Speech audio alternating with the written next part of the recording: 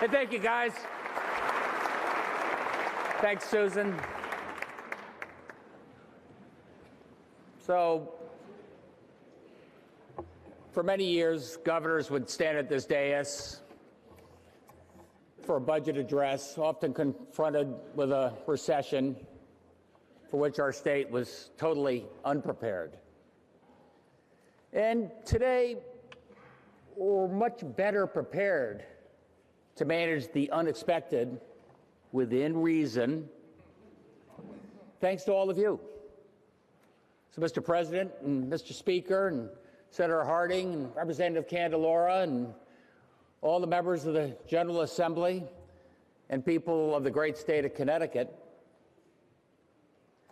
the last few weeks have been turbulent, and we can only guesstimate how changes in Washington will impact our budget over the next few months and few years. Our proposed budget is our best effort to stay true to our Connecticut values while continuing to focus on affordability and opportunity for all.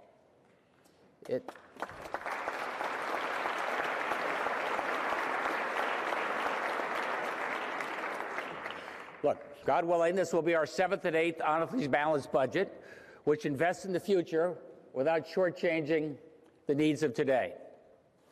And unlike other states which are cutting back, our budget will increase by over $1 billion in each of the next 2 years, all the while making a transformative investment in early childhood education and another round of tax cuts.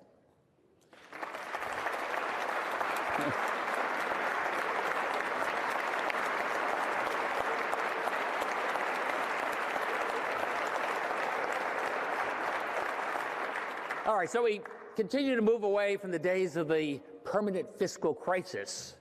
And by year end, we should have paid down about $10 billion in pension debt. $10 billion.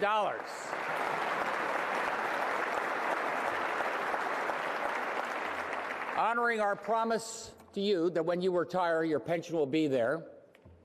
And all the while reducing the fixed costs, which are crowding out critical investments in our future. And I continue to be a strong believer in the spending cap, which simply restates the obvious. You cannot spend more than you earn.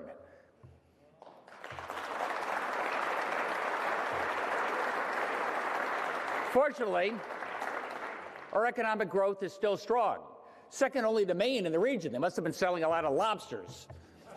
And our unemployment rate is the lowest that it has been in 25 years.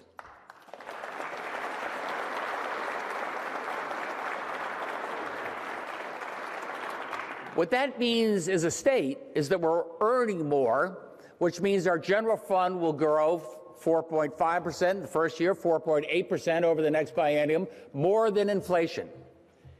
And I want to give a shout out to each and every one of you, House and Senate, Democrats and Republicans. This wasn't easy, and you've put us in the strongest fiscal footing in many, many a year. Thank you. Thank you. Thank you for what you did.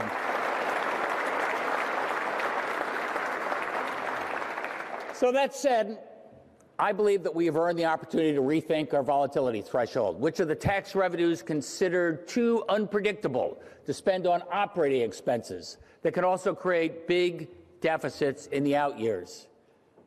Many of you remember those deficits all too well, and everybody else should. In my State of the State address, I pledged that opportunity and affordability would be our North Star. And speaking of affordability, for countless families, the cost of childcare is not only burdensome, but keeps them out of the workforce. So, in close coordination with Treasurer Russell and Commissioner and Controller Scanlon, I am proposing that we move 3% of the revenue from our pension paydown into the general fund, 3%. And any surplus in the general fund, estimated at $300 million per year, will be deposited into our brand new universal preschool endowment, a universal preschool endowment.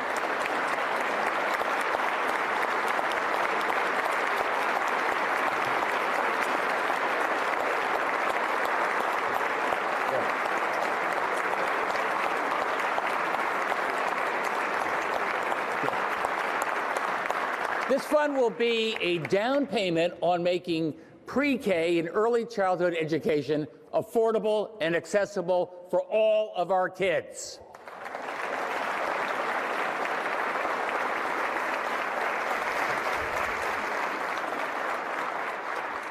We will deposit $300 million from our fiscal 2025 surplus to seed this fund, and our budget anticipates a $1 billion endowment over the next few years. God, the economy, and President Trump willing. And this is not an operating account. This is an endowment. And we are building this endowment for the long term with a 10% spend rate.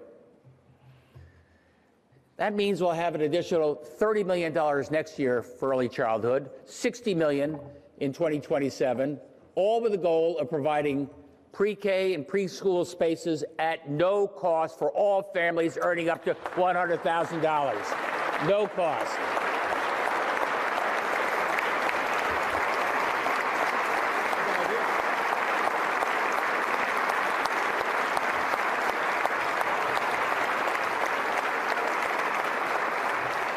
And the subsidy phases down from there. This will save parents thousands of dollars and give them the freedom to get back to work, because parents, our businesses need you.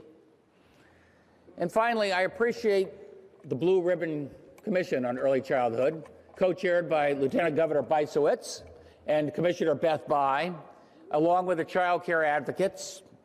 They emphasized not just more spending, but smarter spending.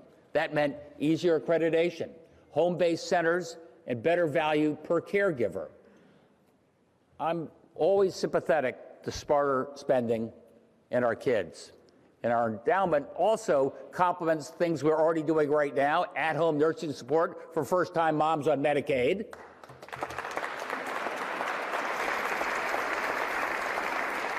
the most robust paid family and medical leave in the country, and arguably, not with me, the best K-12 schools in the country. Thank you to our teachers. God bless the great Connecticut teachers. People come to this state from all over for our teachers.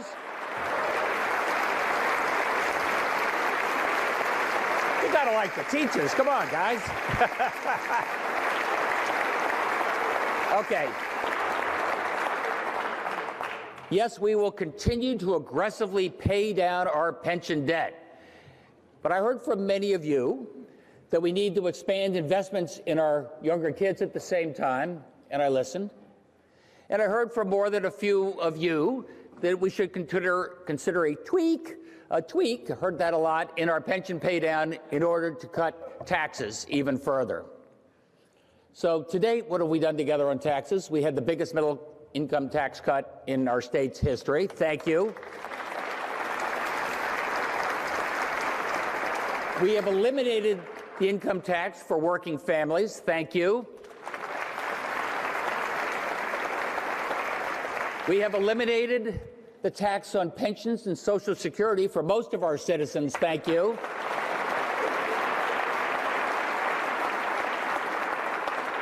So our budget proposes another increase in the property tax credit.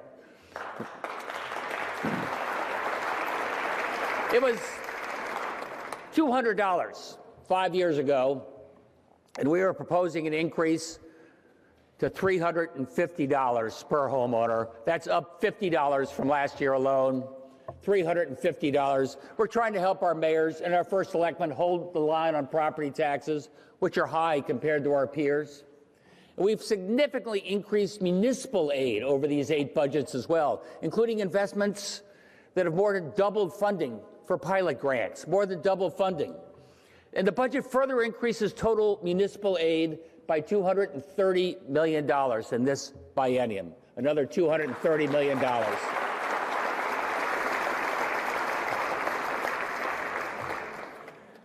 But it will take more than state subsidies to get our property taxes under control. An expanding grand list helps, and our cities are growing. And I know it's great to have 169 towns, but it doesn't mean you need 169 building inspectors or 169 purchasing agents. So our budget includes an additional $250,000 for each of our regional councils, the COGs, to assist your town in things like flood control or municipal waste and recycling efforts. Because shared services reduce costs, and reducing costs reduce property taxes.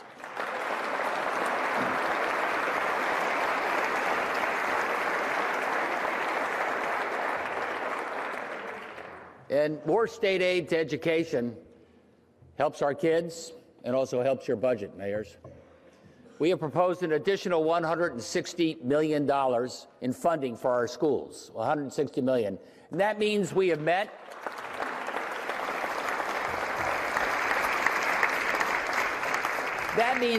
the legislature's 10-year timeline for ECS increases 2 years early, thanks to your good efforts.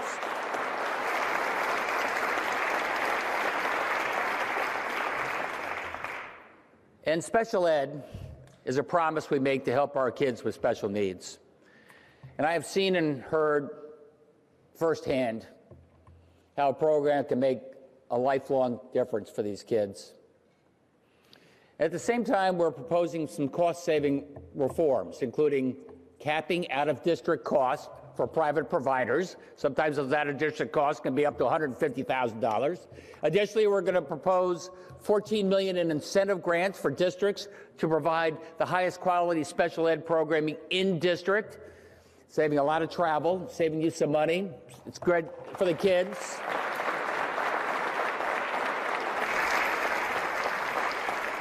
And our fiscal 27 budget includes an additional $40 million to help you subsidize support for these special kids as well. Thank you for stepping up and doing this on behalf of these kids.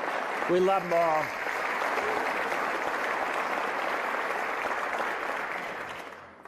And here I go again. Superintendents are working hard to get the smartphones out of most of the classrooms. Thank you for that. And our budget provides resources to store those phones at the beginning of a phone-free day in phone-free schools. Remember those yonder pouches?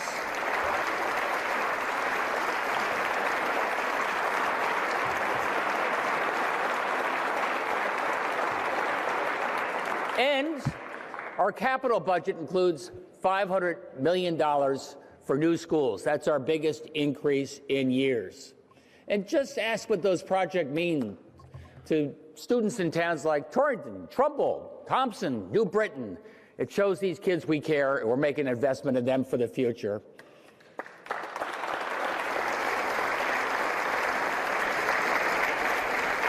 And these new schools will also include solar panels and insulation to help reduce costs, and air conditioning and ventilation to keep us safe and to keep you awake.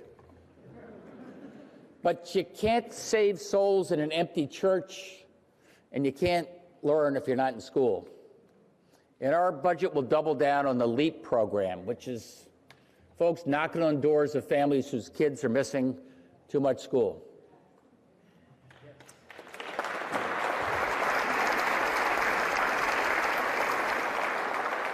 Maybe it's a teacher or a coach or a friend knocking on that door.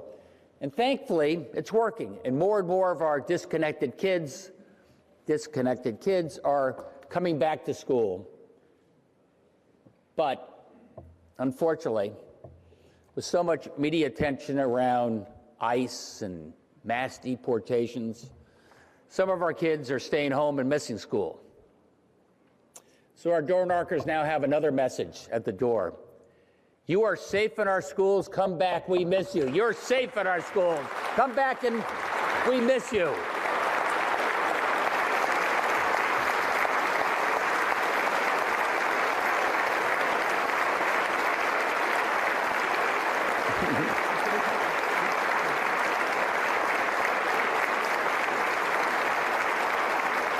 That's another thing.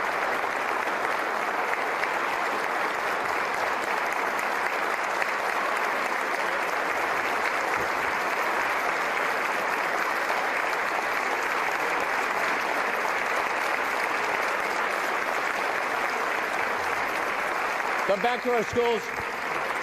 You're safe. We miss you. And our budget includes free breakfast for all of our kids as well. Take advantage of it.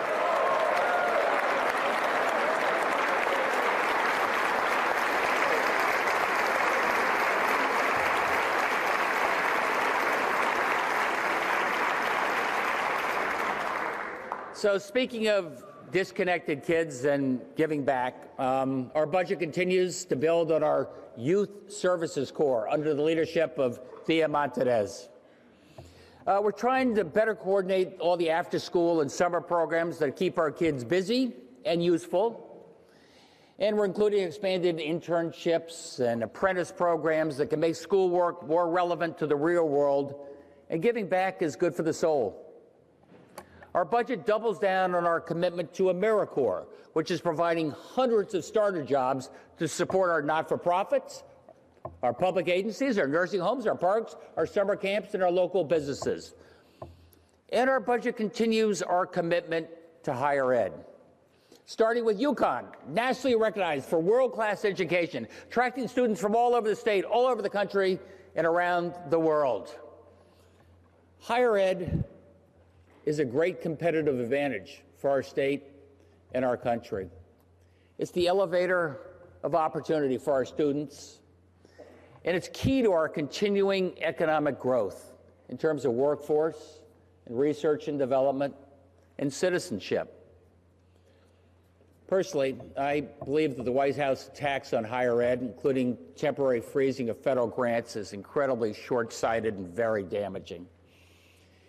UConn and Connecticut State have excellent faculty, but our colleges must focus on students first. And the importance of higher ed does not exempt our universities from making sure that taxpayers and students are getting the very best value. They should not be immune to reform. And Connecticut State, in particular, must reimagine how we train our students and our workforce for the 21st century. Student population there is down 30%. Most students don't graduate, and costs keep escalating. And the university boards and leadership should be drilling down on the mix of courses and size of lectures and teaching load. You can't teach innovation if you're hesitant about innovating.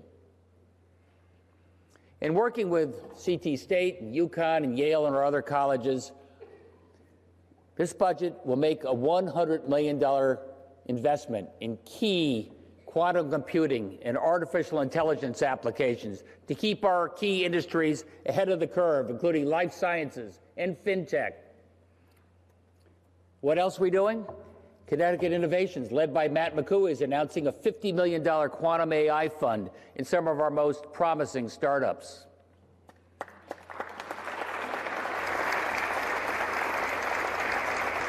Our budget increases the biotech research and development tax credit from 65% to 90%. And it eliminates the capital stock tax, so startups that have no profits can raise capital without getting taxed on it.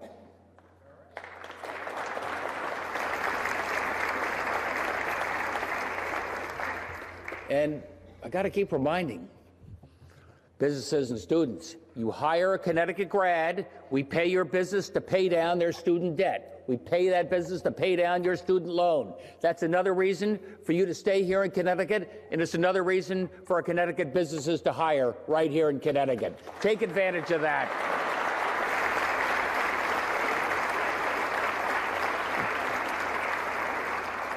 So, college or not, we need you here. It'll make it easier for you to stay here. I say that to nurses and dental hygienists and therapists and electricians and plumbers and HVAC and sheet metal workers and teachers. We're eliminating all your licensing fees. Eliminating them. It's another reason to start your career in Connecticut. Another reason to stay in Connecticut. You're doing that too.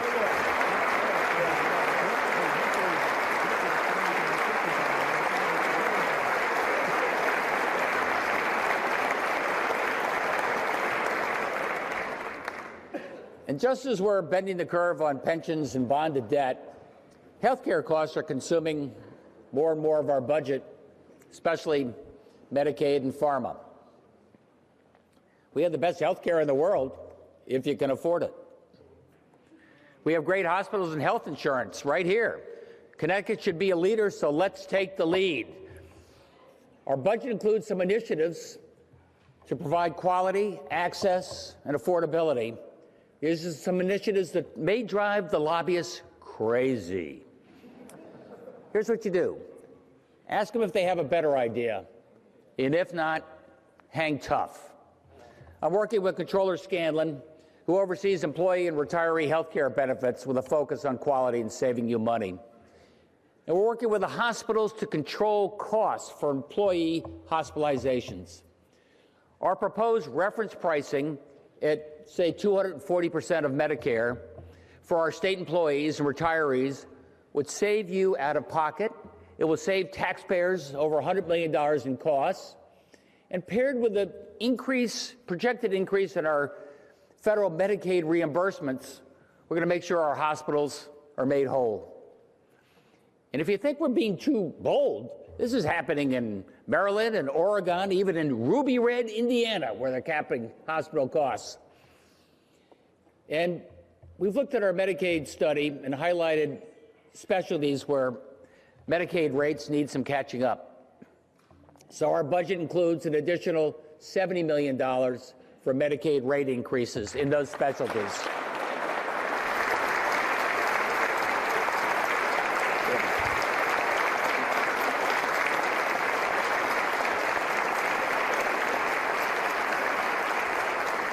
Come on, Kathy, we can afford it. Our broader study of Connecticut's managed fee-for-service shows we're very competitive when it comes to treating, we're very competitive except when it comes to treating the chronically ill and seniors who seek an alternative to nursing homes. That's where we fall short. So Andrea Bart-Rees is looking at alternatives which provide better wraparound services, allowing you to age at home. And by the way, our pharmaceutical costs have jumped from 10% to 20% of our healthcare spend, doubled as a percentage. And still more people are going to the hospital than ever before.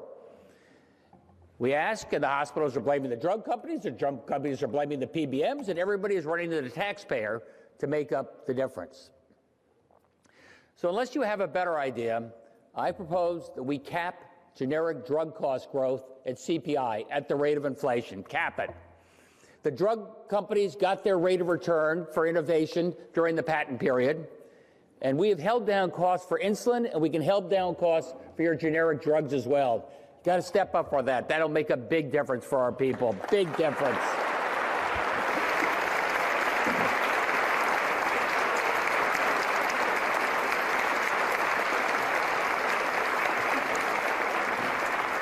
And we'll continue to expand our Array RX discount card, make it easier and cheaper to use, which can save you, say, 50% at the pharmacy counter. Take advantage of the Array RX card. And our budget includes funding to import pharmaceuticals from Canada at less cost, unless tariffs kill that option. Okay, so we have no idea how the feds will impact Medicaid costs. We've got the DOJ Commission, and hopefully they're going to root out fraud. That's good. Or they may simply just cost shift Medicaid expenses to the states. That's bad. If all they do is cost shift, DOJ is just a dodge, which could cost our state hundreds of millions of dollars. A dodge. Time will tell. On a happier note, Access Health will be expanding ICHRA on July 1st. What the heck is that? ICHRA is a Trump-era program which reduces health care costs for small businesses on the exchange. Take advantage of that. Significant savings for our small businesses.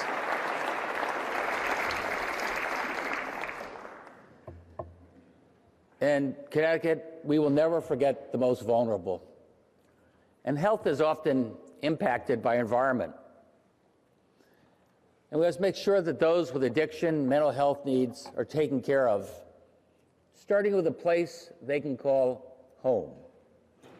The feds are pulling back on rent support, and at the same time, strong demand and little inventory here in Connecticut are driving up housing prices, driving up rents, and driving up homelessness.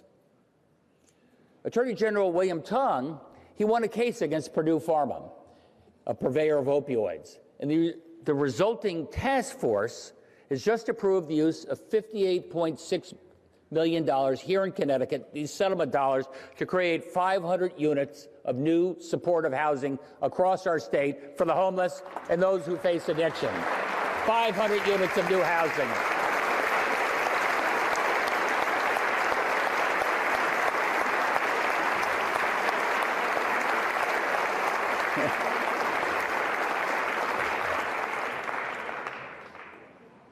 Selah, where's Selah? There's Selah. And the Department of Housing is supporting Head Start families who are experiencing homeless. Make sure we take care of those with kids. And Brandon McGee over at the Social Equity Council is providing additional resources for rent support in those communities hardest hit by the war on drugs.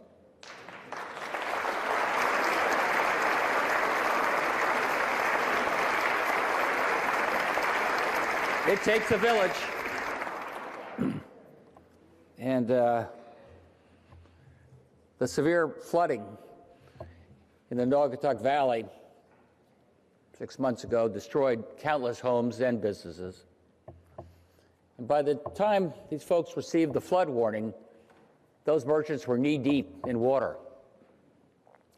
And almost none of them had flood insurance. And thank God for volunteers. They saved the day. Then in came Dan O'Keefe and the team over at Economic and Community Development. They got hundreds of $25,000 checks, helping these merchants get on their feet, helping people get a place to stay. Then along came FEMA, and SBA is beginning to come along as well. But we got to think about this together. How do we plan for these 100-year storms that are coming more and more frequently?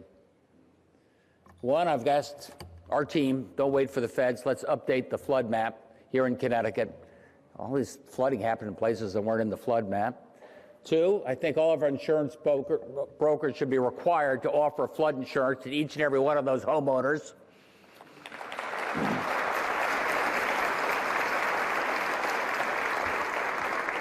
Andy Mays is working with the insurance guys to see if they'll offer discounts to people that make their homes more resilient. And Garrett Euclidito and team over at DOT, they were brilliant at getting those roads and bridges back, but they had to build them back, not just better, they had to build them back higher to prepare for the next surging river. We will continue our $400 million per year investment in housing. That's workforce housing, affordable housing, supportive housing, multifamily housing. People want to be in Connecticut. People want to move to Connecticut. And the only thing slowing us down is a lack of housing. Last year, we built 70% more housing than just 8 years ago. And we will continue our Time to Own program, which has helped over 5,000 first-time homeowners from Stafford Springs to Danbury buy their first home, building wealth, a long-term stake in their community.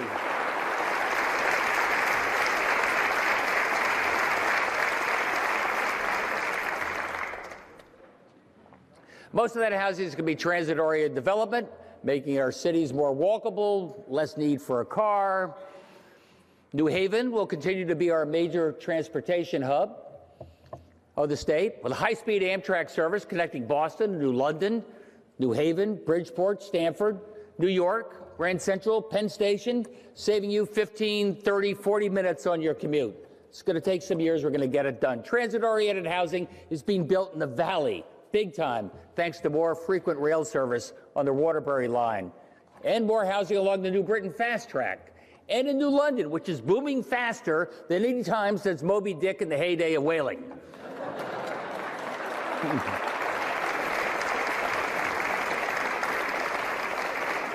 And double tracking on the Hartford line will provide faster and more frequent rail service all the way to Windsor Locks and Bradley Airport, which along with Tweed, we have now almost doubled the number of destinations, opening up our state to the rest of the country and the rest of the world, more frequent air service. Look, we're confident that the roadway construction will continue, about $1.5 billion in 2027. That's, say, 50% more than we did just 8 years earlier. Our roads and our bridges will be safer and faster, since many of those choke points will be fixed. Our rail improvements are increasing to $1.2 billion in 2027. That's a threefold increase from just a few years ago. And Connecticut continues to win more per capita allocation from federal dollars because, one, we have more need, a lot of really old bridges. Two, we have pre-designed shovel-ready projects, which is smart. And three, unlike 6 years ago, our transportation fund is fully funded. That means we can make our 80-20 match without contingencies. It's a big deal.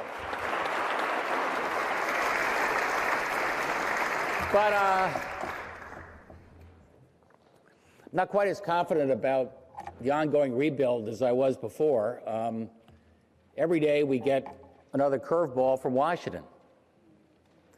Last week, the Federal Department of Transportation circulated a memo notifying us that road and bridge grant making will be subject to some revised economic principles. I read that carefully. Preference would be given to communities where marriage and birth rates are higher than the national average. Okay. We're a little lower than the national average. So, my children, hurry up. Get married, go forth and procreate, and you may get a bridge in your hometown.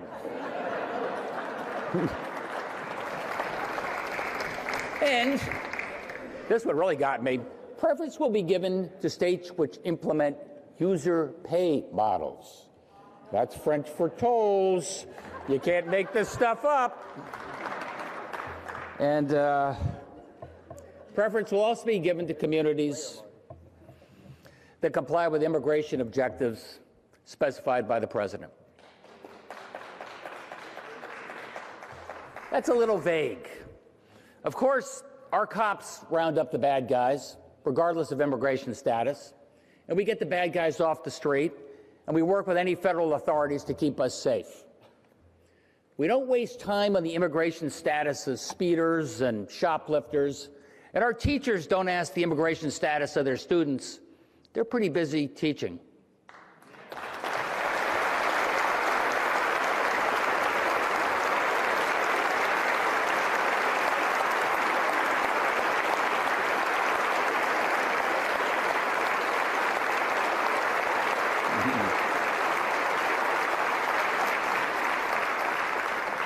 As I said before, I want all of our kids, regardless of background, to feel safe in our schools. And just between us, we have an equity and opportunity officer here in the state of Connecticut.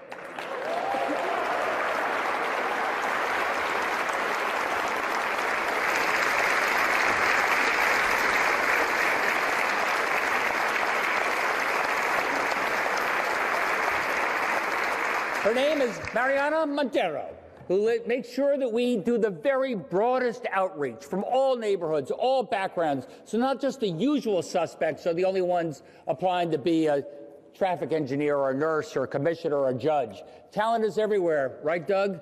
Opportunity's got to be extended as well. And Mariana, Argentina's loss was Connecticut's gain. And she honed her skills at outreach at a couple of woke companies here in Connecticut, like Sikorsky, which makes attack helicopters, and Pratt & Whitney, which makes fighter jets. You know why they do that outreach?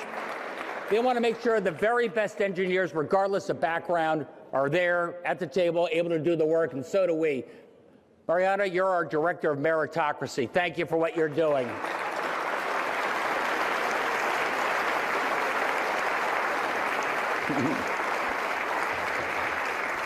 And one last thing.